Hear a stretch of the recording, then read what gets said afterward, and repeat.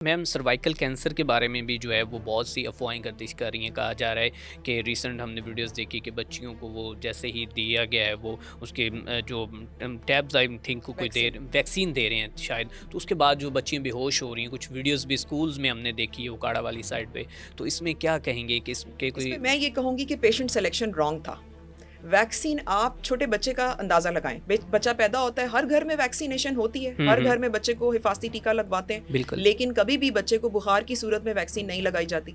بچے کو اگر کوئی امیونولوجیکل بیماری ہے کسی بھی طرح کی, ہم اس کو ویکسینز روک دیتے ہیں. اوکے. تو پیشنٹ سلیکشن رانگ ہے. پیشنٹ سلیکشن کرنا ڈاکٹرز کا کام ہے کہ وہ دیکھیں کہ پیشنٹ کو کوئی بیماری تو نہیں, کوئی جلد کی بیماری, کوئی آٹو امیون ڈس آرڈر تو نہیں ہے, بخار تو نہیں ہے, کوئی ایسی وجہ کہ واقعی بہت شدید انفیکشن ہے تو اس میں ویکسین نہیں لگاتے. اب جو لڑکیاں بے ہوش ہوئی ہیں, کوئی مسئلہ ہوا ہے, وہ ڈیفینیٹلی کوئی نہ کوئی ان کو بیماری پہلے سے چل رہی ہوگی, ویکسین نے جا کے اس کے ساتھ انٹریکشن کیا اور وہ بچے زیادہ شدت میں چلے گئے. ٹھیک ہے. اچھا, سروائکل کینسر کی جو ویکسین ہے اس کے حوالے سے یہ بھی کہا جا رہا ہے کہ پاکستان میں تو کوئی بھی ایک ٹیبلٹ جو ہے وہ ہمیں فری سے نہیں ملتی, پیناڈول ہمیں نہیں فری ملتی, تو یہ ہمیں سروائکل کینسر فری میں کیوں دی جا رہی ہے؟ تو میں نے ریسنٹ ان کے کچھ ایونٹس بھی جوائن کیے ہیں, میں نے دیکھا ہے پی سی ہوٹلز میں, تو باقاعدہ طور پر ہمیں بھی بتایا گیا, اویئر کیا گیا ہے کہ یہ سروائکل کینسر کیوں اور کس وجہ سے اور کہاں سے اور کیسے یہ آ رہی ہے. تو ابھی آپ بتائیں کہ وہ جو والدین ہیں, جو سوسائٹی میں ہمارے لوگ ہیں اس کو ٹیبو سمجھ رہے ہیں, ان کو کیسے آپ کہیں گے کہ یہ بچیوں کے لیے ٹھیک ہے؟ دیکھیں, ویکسین تو پریگنینسی میں بھی لگائی جاتی ہے. ہر عورت کو پتا ہے 7ویں 8ویں مہینے کا ٹیکہ, ہر عورت کو پتا ہے. کچھ کو نام پتا ہوگا, کچھ کو نام نہیں پتا ہوگا کہ یہ ٹیٹنس کی ویکسین ہے. سو ٹیٹنس کی ویکسین ہر حاملہ خاتون کو لگتی ہے. پھر جب بچے پیدا ہوتے ہیں ہر بچے کو بی سی جی کا ٹیکہ لگتا ہے, ہر بچے کو پولیو ویکسین دی جاتی ہے. کچھ جگہوں پہ سرکاری طور پر فری دی جا رہی ہے, پرائیویٹلی کچھ پیسے چارج کیے جا رہے ہیں. تو ویکسین تو ہمیشہ سے ہے. اب کووڈ ویکسین کا مسئلہ یہ ہوا تھا کہ وہ نئی مارکیٹ میں آئی تھی, ٹرائلز نہیں ہوئے ہوئے تھے. ایچ پی وی ویکسین 2006 سے چل رہی ہے. ایچ پی وی ویکسین امریکہ, آسٹریلیا جیسے بڑے بڑے ممالک میں آلریڈی کتنے سالوں سے چل رہی ہے. سو اس کے کوئی ایسے سائیڈ افیکٹ سامنے نہیں آئے. پاکستان میں یہ اب آئی ہے, اب لانچ ہوئی ہے. سو اس کے لیے ہمیں اس لیے ٹرسٹ ہے کہ ابھی تک اس نے باہر کے کنٹریز میں بھی کوئی ایسی پرابلمس نہیں کی. دیکھیں, ویکسین کے لیے ایک ہوتا ہے شارٹ ٹرم افیکٹس اور ایک ہوتا ہے long term effects.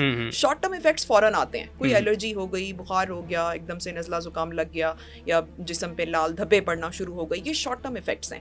Long term effects ہیں کہ کوئی دل کا مسئلہ, گردے فیل ہو گئے, کوئی جگر کا مسئلہ, جو کہ ڈاکٹرز ریسرچ کے ذریعے دیکھ رہے ہوتے ہیں, نوٹ کر رہے ہوتے ہیں. تو ابھی تک تو کوئی ایسے long term short term effects ہمارے سامنے نہیں آئے. اور باقی وہی جیسے میں نے کہا کہ پیشنٹ سلیکشن رانگ ہوتا ہے, پیشنٹ سلیکشن رائٹلی کرنا چاہیے, تو کوئی ڈرگ انٹریکٹ نہیں کرتی. اچھا, سروائکل کینسر کی وجہ سے لڑکیوں میں بانجھ پن کی بیماری بڑھ رہی ہے, اس میں کیا حقیقت ہے, لوگوں کا کہنا ہے؟ سروائکل کینسر ڈائریکٹلی بانجھ پن سے ریلیٹڈ نہیں ہے. سروائکل کینسر کی وجہ سے سب سے بڑا مسئلہ یہ آتا ہے کہ جو بلیڈنگ کے مسئلے ہیں پورا مہینہ ٹھہرتی ہے. یعنی خاتون پاک نہیں ہو سکے گی, نہ نماز, نہ اس کی ڈیلی لائف ڈیفینیٹلی ڈسٹرب ہوگی. ورکنگ لیڈیز ہیں, انہوں نے کسی نے اسکول جانا ہے, کسی نے آفس جانا ہے, تو ڈیفینیٹلی سب سے پہلی تو بات یہ ہے کہ گندا ڈسچارج آنا, براؤنش بلڈی ڈسچارج. اس کے بعد ہر وقت کی بلیڈنگ, انٹرکورس کے بعد بھی, میاں بیوی کے تعلقات کے بعد بھی بہت زیادہ بلیڈنگ ہوتی ہے کچھ لوگوں کو. یہ بہت, پھر نچلے حصے میں پین بہت انبیریبل رہنا شروع ہو جاتا ہے, پیٹ کے نچلے حصے میں درد. یہ تمام وجوہات, اور اس کے ساتھ چونکہ کینسر ہے تو وزن کا گھٹنا, تیزی سے وزن گھٹ رہا ہوگا, کم ہو رہا ہوگا. اور ایک اور ٹرم ہوتی ہے اینوریکسیا, یعنی کہ بھوک نہیں لگتی. سو یہ چیزیں چونکہ کینسر ہے, اور اس کا سب سے بڑا مسئلہ ہے کہ سروائکل کینسر اپنا آپ جلدی سٹیجز میں نہیں دکھاتا. سروائکل کینسر جب اپنا آپ دکھاتا ہے, اس کی یا تو 3rd سٹیج ہوتی ہے یا 4th ہوتی ہے. تو یہ بہت الارمنگ ہے. اب اس کو کیسے پکڑیں, میں ہمیشہ یہ گائیڈ کرتی ہوں کہ اسکریننگ کرائیں.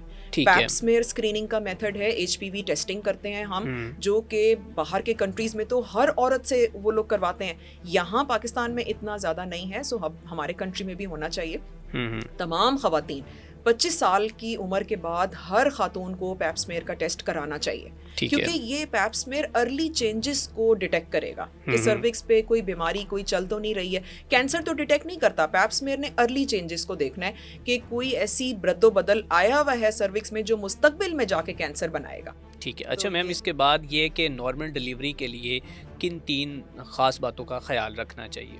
नॉर्मल डिलीवरी के लिए पहली बात तो ये कि अपना लाइफस्टाइल एक्टिव रखें। फिजिकल एक्टिविटी बहुत इंपॉर्टेंट है, यानी जब हमल शुरू हुआ था उसके बाद से 10 मिनट की वॉक, 15 मिनट की वॉक, घर के काम काज। अब ऐसा भी नहीं करना कि बैठ के पोछे लगा रहे हैं, सीढ़ियाँ 10-10 12-12 दफ़ा दिन में चढ़ उतर रहे हैं। ज़रा दरमियानी हद तक रहना है और वॉक डेली करें।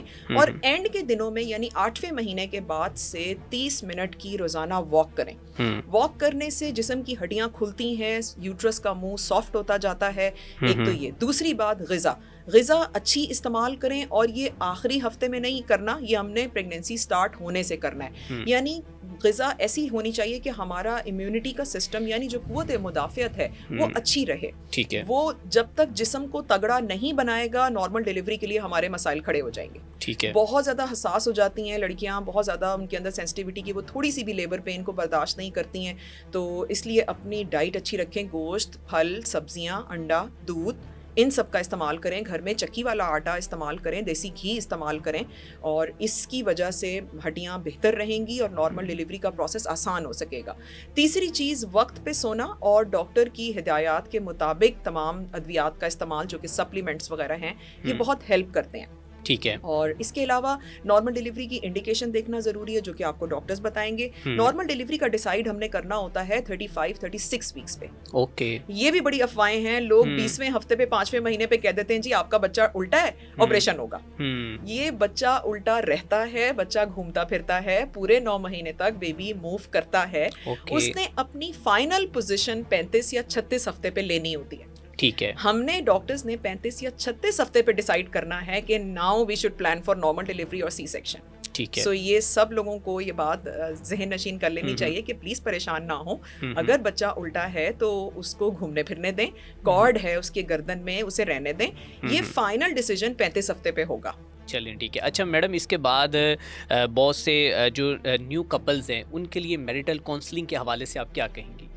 न्यू कपल्स के लिए सबसे पहली तो बात है, अक्सर लोग कहते हैं जी हम अभी प्रेगनेंसी को प्लान नहीं कर रहे। तो ये प्लान एक तो डॉक्टर से जाके डिस्कस करें, क्योंकि देखें कुछ स्टूडेंट्स होते हैं, कुछ लोगों का बाहर का वीज़ा चल रहा होता है, कुछ बाहर उन्होंने अप्लाई किया हुआ होता है, तो कुछ मसले मसाइल तो होते हैं। सो अगर आप वाकई कुछ फैमिली प्लानिंग करना चाह रहे हैं तो डॉक्टर के पास जाएं, उनसे चॉइसेस लें कि आपने क्या इस्तेमाल करना है क्या नहीं। सो ये पहली बात। दूसरी बात, जिनका वाकई कोई ऐसा बर्थ स्पेसिंग का प्लान नहीं है, हमल में वक्फे का प्लान नहीं है, और वो प्रेगनेंसी को वेलकम कर रहे हैं, उनके लिए ये जानना ज़रूरी है कि नॉलेज ऑफ फर्टाइल पीरियड क्या है, यानी कि किस डेज़ में मियाँ बीवी के मिलने से हमल ठहरेगा और कौन से डेज़ में हमल नहीं ठहरेगा। ठीक है, ये बात ज़रूरी है। और तीसरी चीज़ ये कि आपस में एक दूसरे को शुरू का टाइम होता है, थोड़ी स्पेस दें, थोड़ा सा अपने आप को एडजस्ट करने में एक दूसरे के ऊपर हावी ना हो जाएं, दोनों को चाहिए थोड़ा सा स्पेस दें तो चीज़ें बेहतर हो जाती हैं। ये मैं क्यों कह रही हूँ, क्योंकि स्ट्रेस का फैक्टर इतना बढ़ जाता है, और यकीन करें लड़कियाँ अलग आके कहती हैं, शौहर अलग आके कहता है जी हमारा स्ट्रेस है, हम नहीं इस तरह इसको कर पा रहे। अच्छा, मिल भी रहे होंगे, मतलब ताल्लुकात भी कायम होते हैं, लेकिन फैमिली स्ट्रेसेस हैं या इवन माहौल ऐसा है, तो दोनों की प्रॉब्लम्स शुरू हो जाती हैं, यानी शौहर की तरफ से भी खुलियों का मसला और औरत की तरफ से भी प्रेगनेंसी ठहरने का मसला। तो प्लीज़ स्ट्रेस को अपने ऊपर हावी ना होने दें। डेफिनेटली स्ट्रेस आता है, नया माहौल है, नई जगह है, थोड़ा सा टाइम दें, टाइम के साथ एडजस्ट करें तो ये चीज़ें ठीक हो जाती हैं। ठीक है।